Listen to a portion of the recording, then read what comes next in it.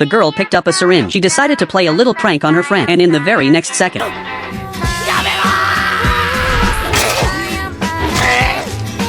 a month ago, a boy named Gue-e moved into Hinamizawa, a village with a seemingly peaceful vibe. Even though Gue-e was an outsider, every day a cute girl named Rina would show up to walk to and from school with him. They would play club games together and have picnics outside with homemade lunches. And just like that, Gue-e became good friends with all of them. But this warm and peaceful life took a dark turn in June of Showa 58. One day, Gue-e went as usual, with Rina to go treasure hunting at the dump. But a photographer suddenly appeared out of nowhere. Gue-e got the scare of his life. Luckily, the guy did not seem hostile. The photographer spotted Rina in the junk pile and casually asked her what she was looking for. But as luck would have it, Gue-e decided to crack a dark joke. Maybe she is looking for a dismembered body buried here. And the photographer's face immediately turned grim.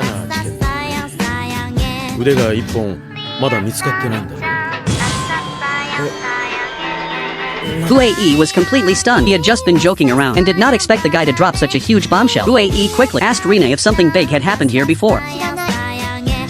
Turns out Rina had also just moved here last year, so she did not know the village's history either. Being naturally curious, Gue-e the next day went to find Mayan, who grew up in this village. He wanted to know what major incident happened at the dump. Mayan finally told Gue-e that years ago the government suddenly planned to build a dam there, but the villagers strongly opposed it, so conflicts broke out. In the end, some powerful figure stepped in and got the whole thing resolved. But Gue-e wanted to know if any violent incidents happened, like fights or even murders. But the moment he asked, Mayan suddenly stopped walking. なかった。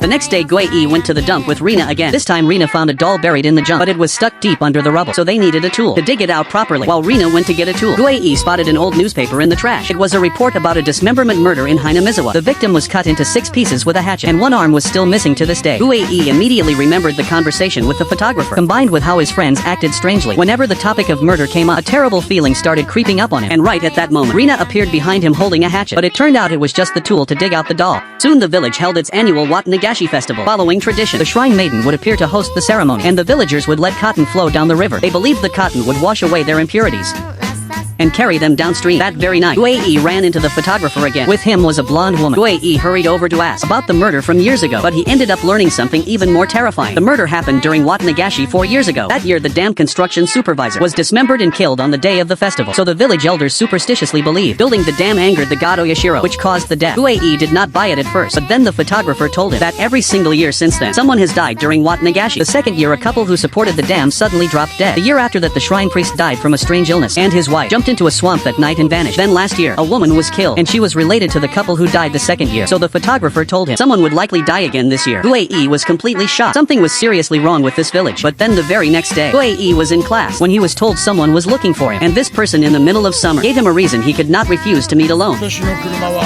エアコンが効いてます。こっちでお話ししましょう。